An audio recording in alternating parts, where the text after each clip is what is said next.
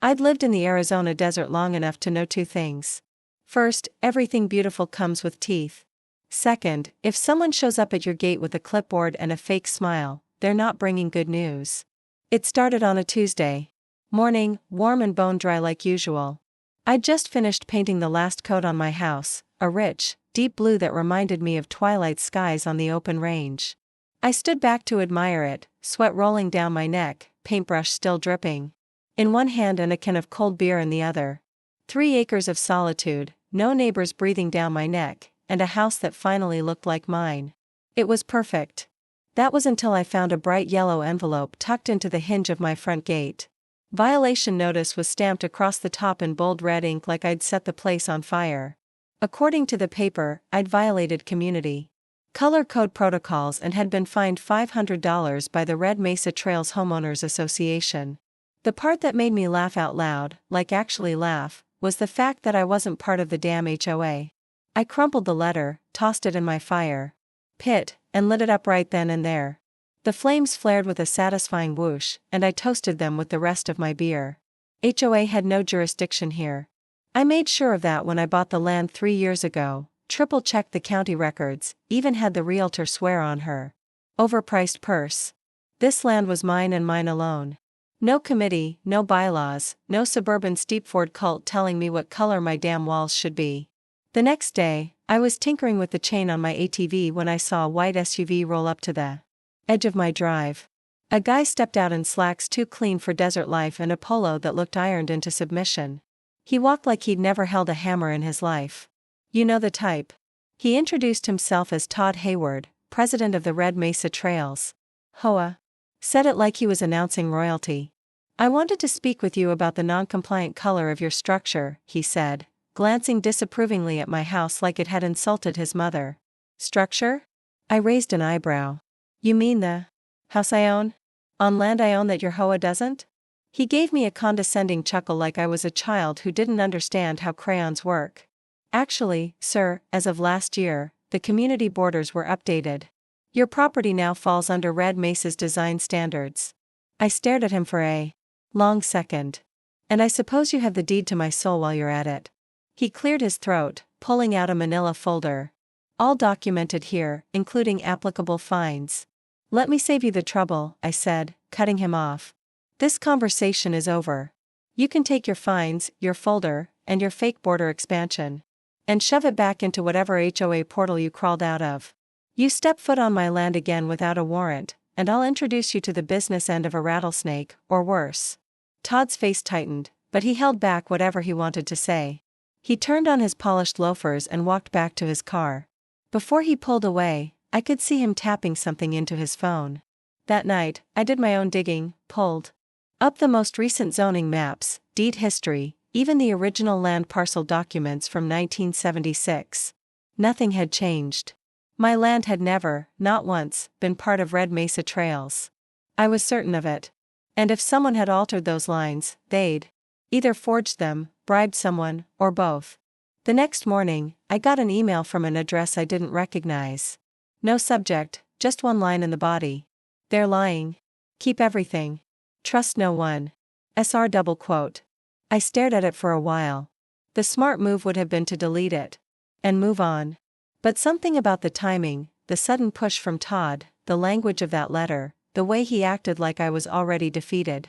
It felt too coordinated to be just some overzealous HOA clown. I poured myself a second coffee, sat down at my desk, and pulled out a thick accordion folder labeled Property Miller J. Time to go full war mode. The first shot had been fired, and I don't back down when someone fires first. I didn't expect silence, but I sure as hell didn't expect surveillance either. 2 days after Todd's little visit, I noticed tire tracks near the eastern fence line.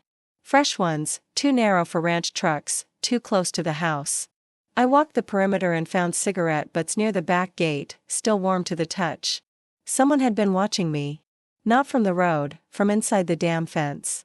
I installed cameras that afternoon, 4 of them, one on each corner of the house with motion detection and night vision.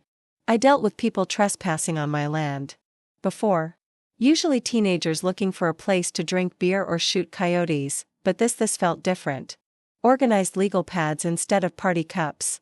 The following morning, a drone buzzed low over my workshop. At first, I thought it was just some dumb kid with a toy. But this thing wasn't playing. It hovered, scanned, slowly circled the property. Then it dipped toward my bedroom window like a got 'em flying peeping Tom. I raised my Remington, tracked it for a second, and pulled the trigger. The drone exploded midair like a 4th of July firecracker. Plastic rained down over the gravel. A black chunk smacked the hood of my truck and bounced off like a cursed frisbee.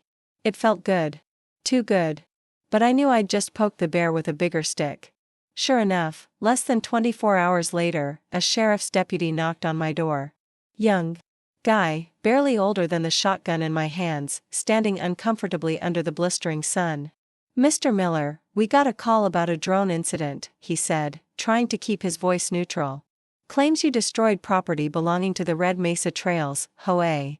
I invited him in, offered him a water, and showed him the footage from my new security cams. Drone entering airspace. Hovering over my bedroom window. And then boom, problem solved. He watched the footage twice, scratched his head, and said, "Honestly, I'd have done the same thing." Before he left, I asked him if drone surveillance was normal HOA procedure. He shook his head. "Depends on the HOA, but that's harassment. You might want to talk to a lawyer." That afternoon, I called up Linda Nash. I'd met her once through a vet buddy who got tangled with his own HOA nightmare. She had a reputation. No nonsense, sharp, and about as subtle as a brick through glass. I emailed her the video, the original violation notice, and the new zoning maps Todd waved in my face. By evening, she called back. "They're bluffing," she said without preamble. "You're not in the HOA's jurisdiction. Not even close. And I don't say that lightly. I pulled satellite imagery and parcel data from the county assessor myself. What about the updated maps?" She scoffed. "Someone amended them. Manually. Badly. I've already filed a records request with the city planning department to see who pushed it through. I've got a hunch." That night, I got another email from the mystery sender. Same address, SR. This one had an attached PDF. Looked like an internal HOA memo. No headers, just text like it had been copied and pasted. Push through jurisdictional. Expansion while city planning contact is still cooperative. Kent has spoken to Sheldon. Final signatures needed by month's end. I read it 3 times. Kent had to be Jonathan Kent. HOA's attorney in Sheldon. That rang a bell. Linda confirmed it. Wayne Sheldon, Assistant Director of Municipal Zoning, apparently known for being friendly to associations that greased the right wheels. Now things were really starting to stink. Within the week, I noticed more changes. Neighbors who used to wave at me now looked away. A woman from 2 properties down, I think her name was Kathy, drove by slow, phone up, filming my property like I was a zoo exhibit. Facebook was suddenly full of chatter about a dangerous anti-com community individual refusing to comply with safety standards. I didn't even have Facebook, but Linda showed me the screenshots. The icing on the cake came when someone slipped a flyer under my windshield at the grocery store. It read, "He paints his house to stand out, but he doesn't care about you. Say no to Miller's militia-style madness."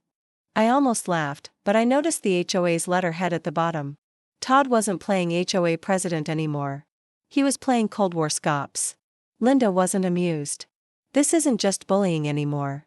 They're trying to manufacture a public safety narrative to justify escalation. Keep everything. Save every note, every screenshot. And Jack, don't confront anyone alone. I nodded. But in truth, I wasn't scared. I was pissed. And I don't scare when I'm pissed. So, I waited. I documented. I reinforced the gate. And I loaded the Remington. Because if they wanted a narrative, I'd make damn sure they'd have one worth telling. I was sitting at my workbench. Halfway through repairing a busted carburetor on the generator when I heard the gate creak. Not the wind this time, not an animal, the distinct metallic groan of my front gate being unlatched. That gate is chained unless I open it. And I hadn't opened it. I stepped outside, wiping my hands on a rag, and sure as hell, there they were. 5 of them. Todd, of course, leading the parade in his smug khakis, clipboard in hand. Flanking him were 2 men in matching navy shirts that read Community Standards Enforcement, like they were some kind of HOA Gestapo. One of them had a tape measure already extended, walking along my fence like he was about to appraise the Great Wall of China. Behind them trailed a tall, angular man in a suit. Kent, the HOA's attack dog of a lawyer, and last in line, an honest-to-God private security guy. Sunglasses and all, with a sidearm on his belt. I didn't say a word. I just watched them walk onto my land like they were measuring it for a damn shopping center. Ken was the first to speak. "Good afternoon, Mr. Miller. We're conducting a formal compliance inspection under Section 8 of Red Mesa Trails Community Ordinance. You were notified. You're on private property," I said flatly. "Trespassing." Todd piped up, stepping forward. "Actually, as per recent zoning updates, this property falls within our enforcement boundaries. We're within our rights to inspect any visible violations." The guy with the tape measure knelt to measure the width of my driveway. Another started snapping photos of my front porch, zooming in on a wind chime my niece made me from bullets and bottle caps. "You've got 60 seconds to get off my land," I said, calm, controlled, very aware that the security guy had his hand resting on his holster like he was itching for overtime. Kent smiled, that slow, deliberate, oily kind of smile lawyers wear when they think you're about to punch them and give them the lawsuit they've been dreaming of. "Jack," he said in a tone that tried and failed to be conciliatory, "you may feel that we're in the wrong, but hostility will only escalate this situation." I turned, walked back into the house, and locked the door behind me. I didn't slam it. I didn't run. I walked just like I always do when I'm about to make a point. Inside, I opened the gun safe. My Remington sat there polished and ready. I've had that shotgun since I was 21. It's never been used for anything but coyotes and snakes, but today it was going to say something. I stepped back out, holding it barrel up, not aimed at a damn soul. I clicked the safety off loud enough for everyone to hear, and racked a shell. That got their attention. The security guy straightened, hand now fully on his holster. Todd froze. Mid-clipboard note. Kent's jaw actually dropped a little. "You're trespassing," I said. "Final warning. Next time it's not a warning shot." Then I pointed the shotgun up and fired one round straight into the air. The boom echoed off the rocks like thunder off a canyon wall. Birds scattered. The guy with the tape measure hit the ground like we were under mortar fire. The others turned on their heels so fast you'd think I'd summoned hell itself. Security reached for his radio. Kent fumbled for his phone. Todd, red in the face, stammered something about calling law enforcement. I lowered the shotgun, set the butt against my hip, and gave them a smile. "I suggest you make the call from outside my fence," I said. "This inspection is over."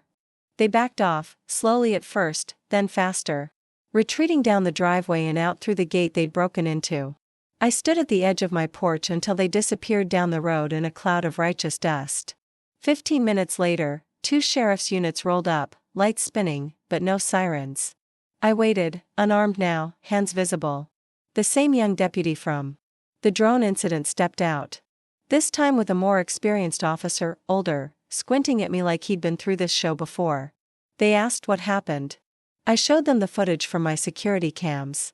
The whole entourage trespassing, inspecting, filming, all without a warrant or permission. The tape even caught Kent rolling his eyes as the security guy gave a half-assed compliance order like it was the Constitution.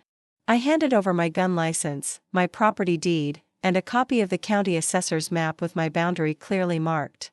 "No HOA, no shared governance," no, the older deputy nodded slowly. "Looks like they're trying to push you into a corner." "They picked the wrong ranch," I replied. "We'll file a report," he said. But off the record, I'd install a better gate. They left without charging me. I knew it wasn't over. Not by a long shot. That warning shot might have scared them off for the day, but now they had something they could twist. A narrative, a weapon. And if I knew anything about snakes in suits, it was this. When they can't win on truth, they come for blood with stories. Let them try. I thought maybe the shotgun blast would buy me a week of quiet. It bought me 3 days. On Friday morning, I opened the mailbox and found a thick envelope with a law firm's logo embossed and self-satisfied, like they were trying to impress the paper it was printed on. Inside was a formal notice. I was being sued by the Red Mesa Trails Homeowners Association for brandishing a deadly weapon with intent to intimidate threatening behavior within community bounds and non-compliance with regional design code. They'd really gone for it. The letter demanded a court hearing and included an injunction request. They wanted an emergency order barring me from obstructing future inspections and from threatening HOA personnel. They were trying to spin my land, my home, and my warning shot into a domestic terrorism charge wrapped in pastel HOA language. I brought the papers to Linda first thing the next morning. She read through the documents without blinking, her pen scribbling notes at near illegal speed. When she hit the phrase newly adopted jurisdictional map, placing defendant's property within HOA oversight, she actually laughed. "This map is a joke," she said, flipping the page toward me. "This is your plot, right? You've seen the parcel ID before?" I nodded. "Bought the land in 2022.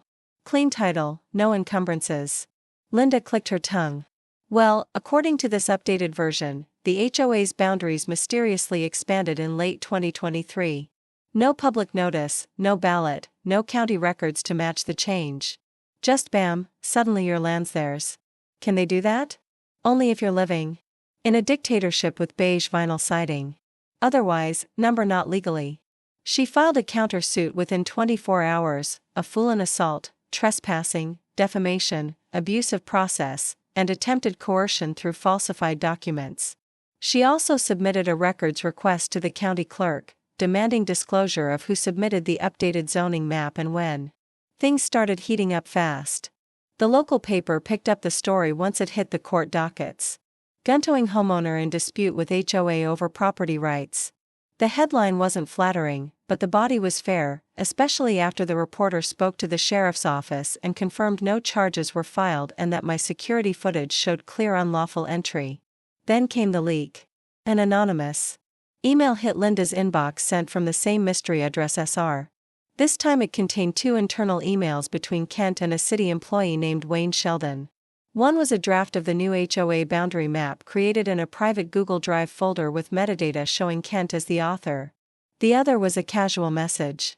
"Wayne, I'll owe you a steak dinner for pushing this through quietly. No opposition if we keep it vague." Linda stared at the screen in silence for a good 10 seconds before saying, "We've got them." She filed an emergency motion to compel testimony from Sheldon and Kent on suspicion of collusion and improper boundary manipulation. The judge approved it and subpoenas went out that same day. But the real punch came from someone I never expected to see in person. Monday morning, a knock came at my door. I opened it to find a man in a blue dress shirt, gray slacks, and the posture of someone who's been looking over his shoulder for too long. "Mr. Miller," he said quietly. "Name's Simon Reed. I used to do contract work for Red Mesa Trails. I think I'm the guy who sent you those emails." I stepped aside and let him in without a word. Simon sat at my kitchen table, drank a cup of black coffee with both hands like he needed to stop them from shaking, and laid it all out. He'd been the HOA's compliance clerk for about a year, a freelance position, mostly administrative, until he started noticing irregularities. "Documents showing your property outside HOA lines were deleted from internal systems," he said.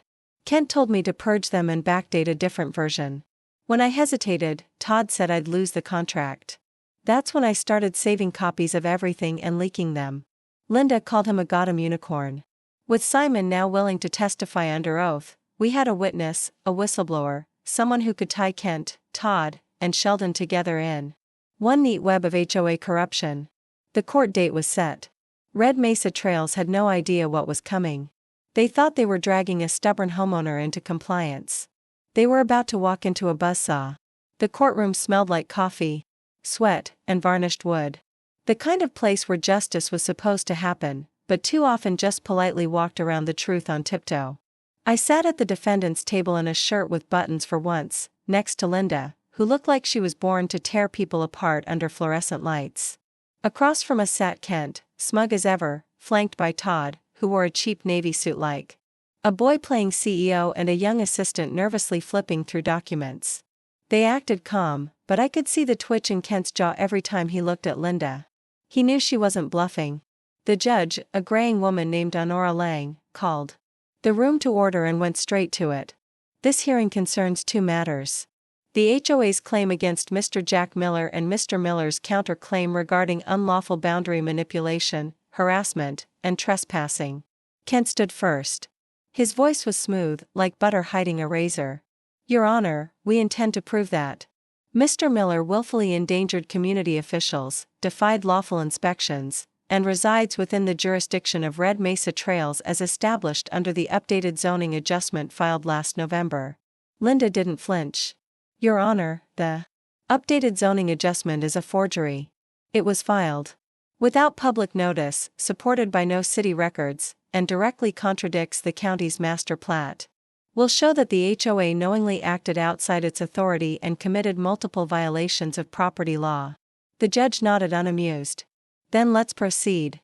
Kent's side kicked things off by painting me as a rogue operator, antisocial, uncooperative, possibly unstable. They showed images from my property. The dark blue paint, the shotgun rack in the garage, even the busted drone. Like any of it was supposed to prove I was a threat to society instead of just prepared to defend my space. Then they called their star witness, a compliance officer named Doug Weller, one of the clipboard brigade who'd shown up with Todd that day. Doug gave a meandering speech about aggressive behavior and hostile body language. He said I aimed the shotgun at his chest, that he felt deeply unsafe. Linda clicked the remote and on the screen appeared the camera footage. Crystal clear, with me holding the gun vertically, not once pointing it at anyone. The judge didn't say a word, but the look she gave Doug could have frozen magma. Linda didn't let up. Mr. Weller, is this the position of the shotgun you described? Under oath, she asked. Replaying the part where I fired a single round into the air, Doug squirmed. It felt threatening. That wasn't the question. Doug muttered something and slumped back into his seat. Next up, Kent presented the infamous zoning map, the cornerstone of their argument. It showed my property neatly absorbed into the Red Mesa HOA borders like a swallowed pill. He passed copies to the court and tried to explain its officiality. Linda rose and held up another copy. Your Honor, this is the original map from 2022, verified by the county assessor. You'll notice it does not include Mr. Miller's parcel. There is no legal amendment. The so-called update Mr. Kent submitted was created in a private folder with no corresponding city ordinance. Then came the hammer. She called Simon to the stand. He looked different in a tie, but no less serious. He testified calmly, confidently, stating he had personally been asked by Kent and Todd to override original records. He explained how they wanted to expand enforcement quietly before anyone could object. He turned over backup files, email metadata, and even the folder tree where the fake maps were stored. Kent objected, of course, claimed Simon was a disgruntled contractor. The judge overruled it. When Linda asked Simon if the intent was to bring my property under HOA control without my knowledge or consent, he nodded. Yes, they knew it wasn't legal. They thought Jack wouldn't fight back. I looked over at Todd. His face was pale and slick with sweat. The judge recessed for the day after that, stating she needed time to review the new evidence. As we left the courtroom, Linda turned to me and whispered, "They've been caught, Jack. They just don't know how bad yet." I nodded, gripping the railing of the steps outside the courthouse. They thought I was just some crank in the desert with a loud mouth and a loud gun. They were about to find out I was a loaded case file with teeth. The courtroom felt heavier on the second day, like everyone had finally realized the air wasn't going to clear until someone bled. Kent looked like he hadn't slept. Todd, on the other hand, had gone full panic mode. New tie, twitchy knees, and eyes that wouldn't stop darting between the judge and the door like he was planning an escape. The judge entered and wasted no time. We'll hear the final arguments today. Both sides will have 1 hour. Kent went first. His voice had lost its edge, but he tried to salvage what little footing they had. He leaned hard into the idea that intent mattered. That I, by holding a weapon and discharging it, had created a dangerous situation no matter where I stood legally. He called it a threat to community order. Linda didn't even blink. When it was our turn, she stood and said just one thing before handing out copies of a new document. This is a notarized deposition from Wayne Sheldon, Assistant Director of Municipal Zoning, she said. He confirmed he never reviewed the HOA's map. Kent submitted it directly to the archives through a clerical backdoor without procedural approval. You could have heard a pin drop. And she added, here is the metadata from the county system showing the timestamp, login ID, and version control logs. The HOA faked the expansion, tried to bury the original records, and used the false map to extort a private citizen. The judge skimmed the papers, then slowly looked up at Kent. He had gone sheet white. "I see no justification for the plaintiff's actions," she said. "This court finds that Mr. Miller acted within his rights as a private property owner and that the HOA through its officers committed multiple acts of civil misconduct and record tampering." She wasn't finished. "I further ordered the HOA to pay Mr. I. Miller $120,000 in damages, including legal fees, and mandate that the association amend its charter to prohibit extrajurisdictional enforcement without explicit municipal approval." Todd visibly deflated, sinking into his chair.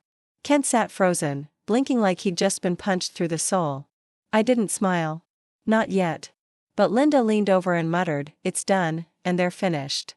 As the courtroom emptied, reporters swarmed in trying to catch statements. I gave them nothing. Just walked down the steps into the sun and lit a cigarette I hadn't touched in months. I didn't win because I had a gun. I won because I had proof, and because I didn't back down when everyone thought I would. 2 weeks later, I hosted a barbecue. Not just any barbecue, a full-on celebration.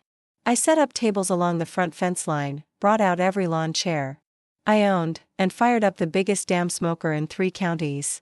The smell of mosquite and dry rubbed ribs drifted across the whole neighborhood.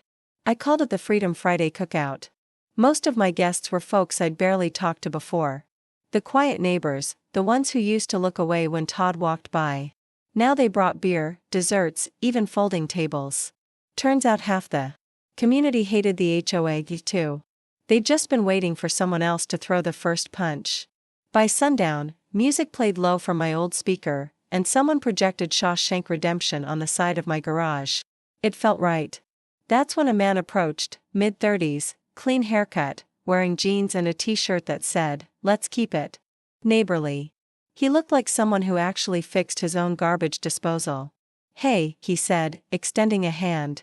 "I'm Nate. I was just elected the new president of Red Mesa Trails." I looked him over. "Sorry to hear that." He laughed. "Trust me, I didn't run. They dragged me into it after Todd resigned. Whole board flipped. We're rewriting everything. Charter, boundaries, compliance authority, trying to start fresh." I nodded. "As long as starting fresh doesn't include measuring my damn grass, we'll get along." Nate smiled, then pointed to the painted wooden sign hanging on my porch rail. It read, "My land starts where your nonsense ends." He raised his drink in salute. "Mind if I stay for a burger?" "Only if you brought your own ketchup?" That night, as the grill hissed and the stars came out, I leaned back in my chair and watched people laugh where they used to whisper. Cho still existed, but it didn't control me. Not anymore. I didn't win by being angry. I won by being louder than their lies and by never letting go of the truth. And a little shotgun percussion didn't hurt either.